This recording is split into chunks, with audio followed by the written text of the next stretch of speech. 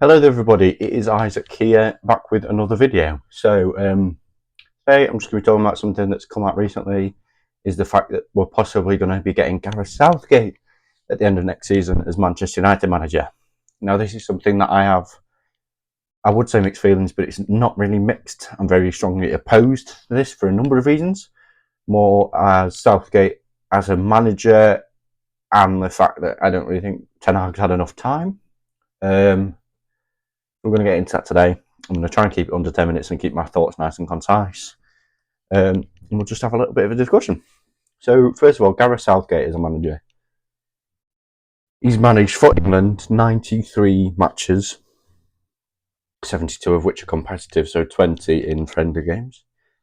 He's won 57%, so got somewhere in the 60% region, high 50s of win ratio, 21 draws, 15 losses. So in nearly 100 games, only 15 losses is very good. That's a decent ratio. 12 of those were in competitive games, those losses. So we've only lost 3 games in friendly games. That's all right.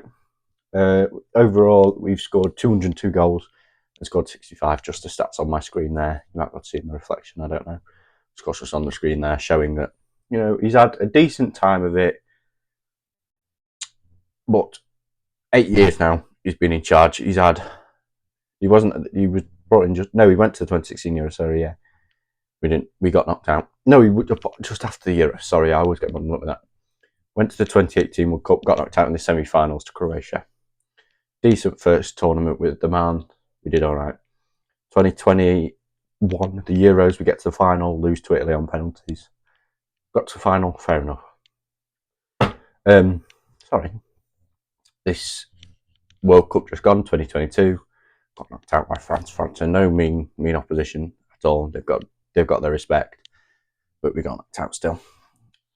Of the 57 wins, I think only 2 or 3 of them have come. I can see here, we beat Italy, top 9 nation. We beat Italy again, lost to France. We beat Germany, drew to Italy in the Nations League, drew to Germany in the Nations League. A lot of our wins come against lower ranked sides, which is fair enough. That's what every manager does, but we don't get the wins against the big teams when it matters. You could say Germany in that Euros, but this is a Germany that just failed to qualify out of the groups, 2 straight World Cups after winning it. In 2014 they got out of the group, in 2018 they got out of the group, in 2022. It's not a good Germany team, or it doesn't perform well in major tournaments, which is the only thing they're really playing, so they're not a good team. France, we got embarrassed against. We had 2 penalties, and that was our only real chance of scoring. One was scored, one was missed, as we all know. This Euros is coming up. I think, we've got a chance of doing really well in it. I think it'll be another quarter-final or semi-final. I really do, just because I think we've got the manpower, but not the strategy. We didn't beat Brazil. I think for the Brazil game, although it's a friendly, we were mostly on top, if not just on top. And we just couldn't score. Against Belgium, it took a penalty and a really late goal to claw a draw out of that game. Get anything, even a draw out of these 2 games from the friendlies before this year Euros. I don't think Gareth Southgate should be a manager of anywhere, and if he should, I don't think he should be managing for England, in England, unless it's in the Championship or below. I did a video on Gareth Southgate a while back. Gareth Southgate, to me, is a very, what I would call, underdog manager. He's very similar to me, like Sean Dyche, or, Chris Wilder, or Vincent Kompany, or someone in the lower levels of the Prem. That Thomas Frank is a prime example at Brentford last night. They do well when the backs are against the wall. They do well when they're against better opposition with a weaker team. You look back to the 2018 Euros, we were still playing Ashley Young. We had Fabian Delph, Ruben Loftus-Cheek, who I love and I think is a great player. kind of fell off a cliff at Chelsea, didn't really make it. Now he's doing well in Serie A, to be fair to him, but at the time he wasn't really a massively respected player for what he could do. We had a really, really poor side in comparison to what we have now in terms of availability, depth, and strength in positions. But we did really well. We've ground out results. We ground out a lot of 2-1s, 1-0s. For instance, we still lost to Belgium in the group stage, although that game didn't really matter. And then later on, for the third place playoff, we didn't, against Croatia, a team that were full of stars at the time, throughout that game, wiped the floor. And then 2021 Euros comes out, we've got a much better team. Euro make it to the final. Italy again, full of superstars, and we crumble. We go ahead early in the stages, and I think for that point, we didn't expect to be 1-0 up that early. I think that was the issue. We didn't expect to be that quickly ahead, and we panicked. And we did the typical England thing of going 1-0 up and just holding the ball and not going for the second, because we were keeping what we had instead of risking it and going for another. I think we went into it thinking we'll be 1-0 down, we're going to have to fight back, or we're not going to get a goal till late. We got the 1-0 up, and then the game plan went out the window. We didn't know what to do. World Cup comes around. We do okay in the group. Obviously, can't get a result against the US, but we do really well. The other two games, you get, I can't remember the exact games off my head, but you get France in the quarterfinals, and we come up. France and over me in opposition, and I don't get on it. Southgate for that. I get that to be the best, you've got to beat the best, but France are a decent side, and they obviously held Argentina to penalties in the final. I think Gareth Southgate should move on after this Euros, regardless of the result. Even if we somehow win it, I think he needs to move on. And I don't think we're going to win it. I would like us to. I'll always hope. I'll cheer the team on. I'll be there singing It's Coming Home right to the minute we get knocked out, or we lose the final, whatever. But I don't think we're going to do it. I don't think we should replace Southgate now. I think that would be a stupid thing to do. I really think the only person I would choose to replace him with would be Eddie Howe, and I don't think Newcastle are going to let him leave this season or even next season. I think they'll keep him for next season and then move on. I think they're going to try and get back into Europe next season, and then they'll appoint a manager that's good at European football. Not my point. On to United. Ten Hag should not be sacked this season. Yes, he's had a lot of money spent. Yes, we're a completely different team than when we walked in. Hernandez different. We've got Martinez at the back. You've got Kobe Mainu, Casemiro in the midfield. You've got Højlund up front. You've got Garnacho, who Ten Hag obviously brought through. You've got Amrabat. You've got Malacia. You've got Ericsson, Mount. He's had a lot of players, but I'm not denying that at all.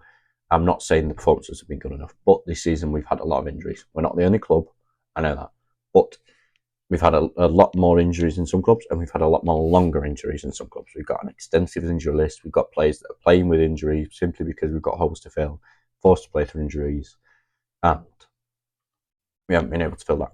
This season has been a write-off from when we got knocked out of the Champions League for me. From that point, we just needed to get any kind of European football we could. We're looking like we're going to be in the Europa League, and it's looking like we're going to get to a final. It's not guaranteed because Coventry are a very good side, but I think we've got the easier draw than City, Chelsea. Obviously, City in the final will get absolutely, ridiculed and wiped out against City in the final, but that's what it is. Ten Hag should not be sacked. Ten Hag should be backed fully. I think, Maguire and Lindelof will both leave this season, possibly Varane, but I don't think he will. Meaning you need to bring in 2, if not 3 centre-backs, because Johnny Evans is looking like he's going to retire. I think you get rid of Wan-Bissaka, or you keep him as a third choice and bring in another right-back to compete with Dalot. I don't think you should drop Dalot, but I think you need to bring in another bench option that fits Ten Hag's more attacking full-back system. I think you bring in another left-back, because that's been a real problem area this season. You bring in another CDM, you get rid of Casemiro, or again, you buy someone that's going to keep up with him. I don't think Amrabat should be that player anymore. I think he's not done it in that shirt. You buy in another winger for each side, a left winger, right winger, and you buy another striker to compete with Rasmus. Whether that's another young striker or an older striker, You bring in somebody else. We need a lot more squad depth, and that's our issue. We don't need to buy superstars. That's our issue. Maybe you buy in a big name centre back, and then you buy another two littlest name centre backs, like Timber was for Arsenal. Like, yeah, I think João Neves at Benfica, or I might be thinking of the centre midfielder. There's a Rui Silva. No, he's a keeper. There's a young Portuguese centre back at Benfica. Bringing somebody like that who's not a superstar yet, but has potential, like Martinez was, like Dalot was when you brought him in, like Garnacho was when you brought him into the youth system, like Højlund was. You buy these littler names, maybe pay a little bit more because they've got a lot of potential talent and potential growth, but you buy them in. So yeah, that's my thoughts. I felt it good to just speak it out then and say what I need to say. I don't think Southgate should be managing England. I don't think Southgate should be managing in England. I don't think we should sack Ten Hag. I don't think we should replace him. If anyone is Ten Hag out, absolutely fine. I get it. You've had a poor season. He's had a lot of backing. I get it. The thing is, who do you replace him with?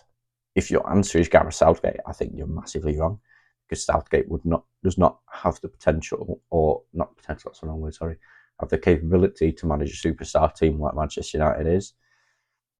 Southgate's never managed club football, I don't think. So he's never, it's a lot more football than internationals week in, week out. I don't know if he's capable of that. And he's not a superstar manager.